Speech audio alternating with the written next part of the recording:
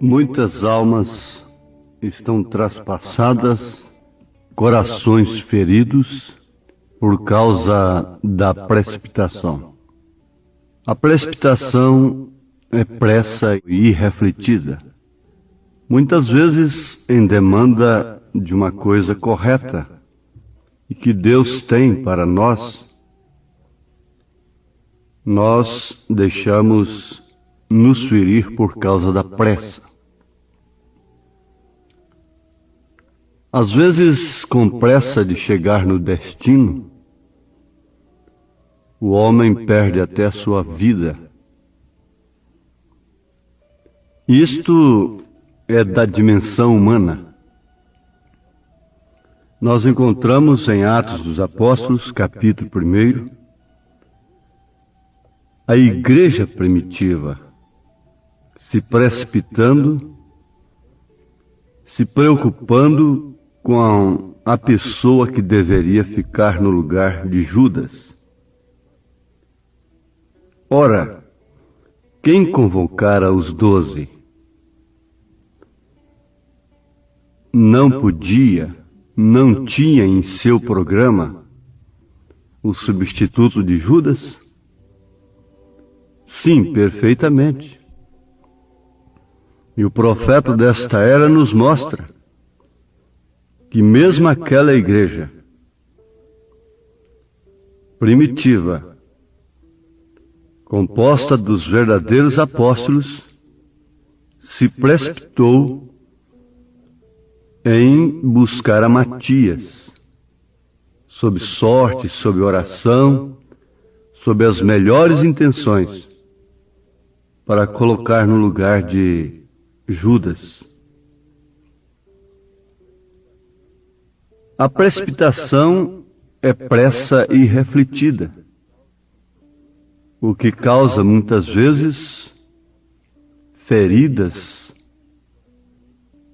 nos corações, marcas de dores no íntimo, suspiros e lágrimas. A confiança, porém, gera calma, mesmo depois de precipitados e colhendo suas consequências. O que devemos fazer? É agora termos calma. A igreja primitiva, os apóstolos, não sabiam que Deus tinha, sob sua vontade perfeita, Paulo para ser um apóstolo.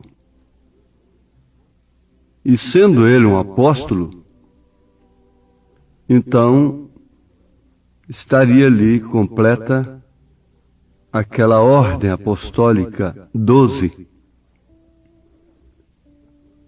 Agora, uma coisa é certa, que a precipitação da igreja trouxe Matias para o lugar de Judas. Mas diz o profeta que isto foi sob uma vontade permissiva, foi sob uma pressa irrefletida. Mas a vontade perfeita de Deus trouxe Paulo como apóstolo para os gentios. Então, a determinação, o ato da igreja, antes de receber o Espírito Santo, não impediu e não modificou o programa de Deus em relação a Paulo, o então Saulo de Tarso, que, ao contrário de Judas, tinha sido escolhido desde o ventre de sua mãe para ser o que foi. Nós vemos que Sara era uma mulher temente a Deus, a ponto de chamar o seu marido de Senhor, como um verdadeiro tipo da igreja. Mas precipitou-se também. E com a sua precipitação veio Ismael, um selvagem. E a sua precipitação tinha razão. lógica. Havia um consenso natural naquilo. E precipitando-se trouxe um selvagem, Ismael. Mas isso não impediu, definitivamente, que Deus mudasse seu plano e deixasse de cumprir a sua perfeita vontade através dela, que era Isaque. A vontade perfeita trouxe Isaque, o filho da promessa, tipo do amor. Veja que contraste, um selvagem por um tipo do amor. As providências humanas, por mais bem-intencionadas que elas sejam, sempre trazem este tipo de salvamento, de soluções. Trazem doutrinas com bases corretas, porém são precipitações. É pressa irrefletida, é falta de confiança. E a falta de confiança gera o desespero, a intranquilidade, a angústia, a fadiga, a insegurança. Porém, a confiança gera calma. Moisés, sabendo que Deus o houvera comissionado, ficou calmo quando foi resistido por Janes e Jambres. Ele não fez nada para acalmar ali com um pacto, pensando assim, eu enganei, eu tive uma visão, uma ilusão óptica, uma psicose, uma coisa assim, patriótica, e vim fazer isto aqui. Mas, na verdade, isso são coisas que eu aprendi no Egito. Não. Ele ficou confiante enquanto estava sendo resistido. E resistir quer dizer fazer a mesma coisa, diz o profeta. Ele não procurou defender-se. E a sua confiança em Deus mostrou que, de fato, ele tinha sido comissionado por Deus. Então vamos voltar aqui, ouvintes, porque isso é de importância para cada um individualmente. A precipitação, a pressa irrefletida, gera dores na alma, feridas no coração. Apesar de que nem sempre elas impedem a perfeita vontade de Deus acerca da pessoa, se ela de fato existe. Se existe uma perfeita vontade de Deus a seu respeito, não importa o que aconteça. Não importa. Se não existe, pode ser até que não haja nenhuma precipitação de sua parte. Pode ser até que não haja pressa nenhuma. E pode até haver confiança. Uma confiança cauterizada. Uma confiança em algum credo, em algum dogma, em alguma doutrina.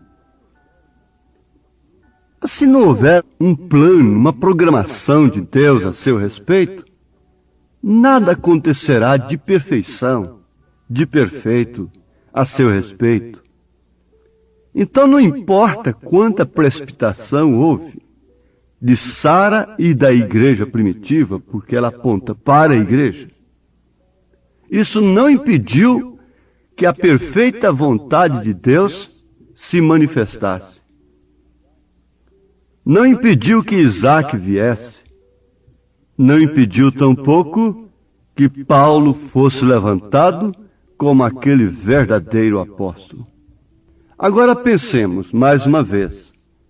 Se a igreja primitiva precipitou-se, também sendo que Sara precipitou-se, então vem a pergunta, e nós? Mas como a precipitação deles não impediu que a vontade perfeita de Deus se cumprisse, e o Isaque viesse, e Paulo fosse levantado, também a nossa precipitação não muda o quadro de Deus. Se é que Deus, bem entendido, repetindo, enfatizando, se é que estamos dentro de um quadro de Deus para a perfeição. Isto virá. Isso terá que vir. Isto é encargo do próprio Deus. Mas o profeta diz, eles estão sempre apressados. Estão sempre correndo para cima e para baixo e procurando um meio de salvamento, procurando um meio de consertar as coisas. Então ele dá o exemplo daquela viúva que, com todos os demais ímpios, foi vítima de uma seca tremenda, mas ela estava certa de Deus.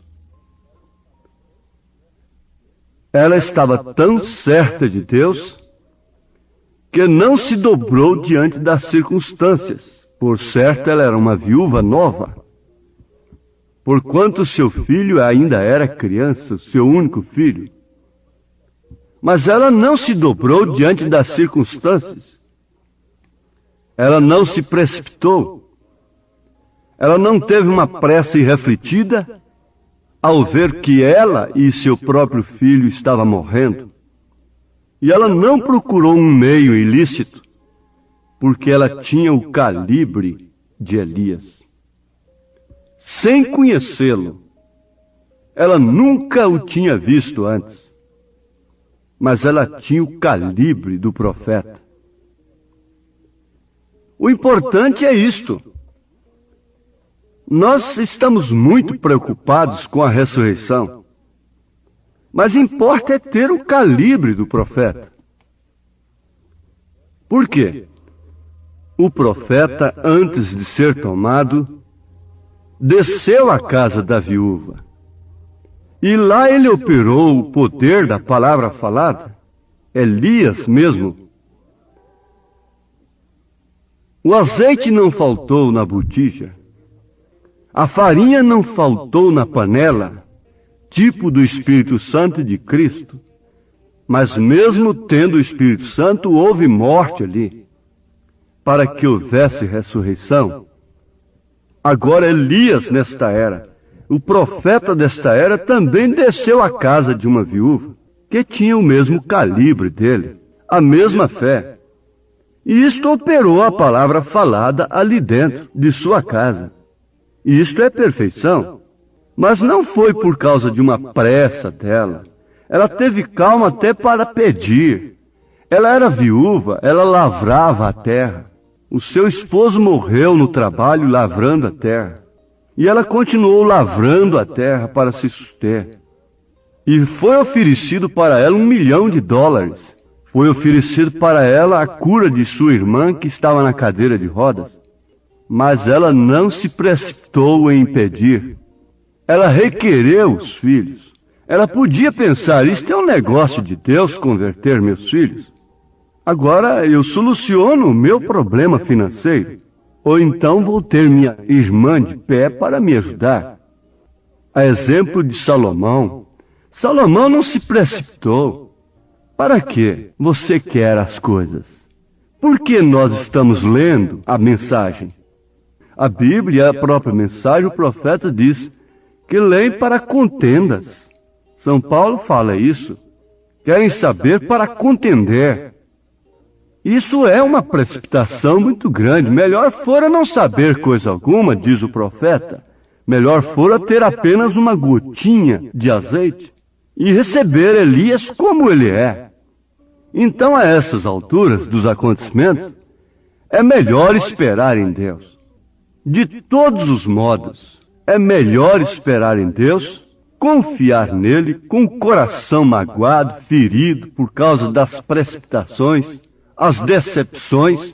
Mas se eu tenho certeza que existe um plano perfeito a meu respeito, então, o melhor é esperar. Por que Davi esperou e outros não esperaram? Ele disse, eu esperei no Senhor com paciência. até que ele se inclinou para mim. Tanta precipitação que ele teve, tantos passos precipitados, não o tiraram do quadro de Deus. Por que ele esperou? Por que Simeão esperou o menino? Tantas crianças entraram ali e aquilo podia ser confundido, um casal muito santo entrar ali com a criança. Por que Ana esperou? Sem pressa. Mas essa pressa provoca aborto. Essa pressa estraga a coisa. A pressa põe a caça a perder. Com a pressa você perde a caça. Com a pressa você perde a vida no trânsito. Você tira a vida dos outros. Com a pressa você fere a alma. Você fere o coração próprio e dos demais. O melhor é esperar em Deus, mesmo com o coração magoado. Espera em Deus, ó coração magoado, paciente leva sem queixar-te a cruz. Deixa o Senhor tomar de ti cuidado, Ele não muda o teu fiel Jesus. Prossegue, ó alma, amigo tão fiel, protegerá teus passos no espinhal. Ó coração, caminha a estrada estreita, pois o sofrer em breve vai findar. O teu Jesus jamais os seus rejeita, mas leva enfim para o seu doce lar. Confia só no seu amor leal, receberás um galardão real. Confia em Deus, a hora vem chegando, quando feliz com Cristo vais morar. Longe da dor, então irás cantando, ao desfrutar o eterno bem-estar. Suporta com paciência um pouco mais e gozarás as glórias eternais. Então, a confiança é esta: se eu estou dentro do plano perfeito de Deus, na verdade eu posso carregar feridas por causa de minhas precipitações. Abraão precipitou-se, apostatou-se, mentiu, e outros exemplos na Bíblia e a própria igreja primitiva. Mas nunca precipite-se com doutrinas. Olha, Deus te abençoe agora.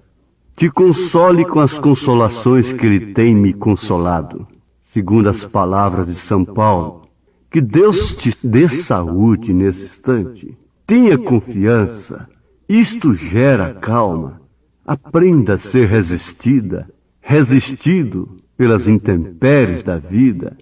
Aprenda a sofrer decepção, a não alcançar tudo que você deseja, com calma. E assim você demonstrará estar dentro do plano perfeito. Esperei com paciência no Senhor, até que Ele se inclinou para mim. Deus te dê a saúde, a bênção dos céus nesse instante, a confiança que gera calma, em nome de Jesus Cristo. Amém.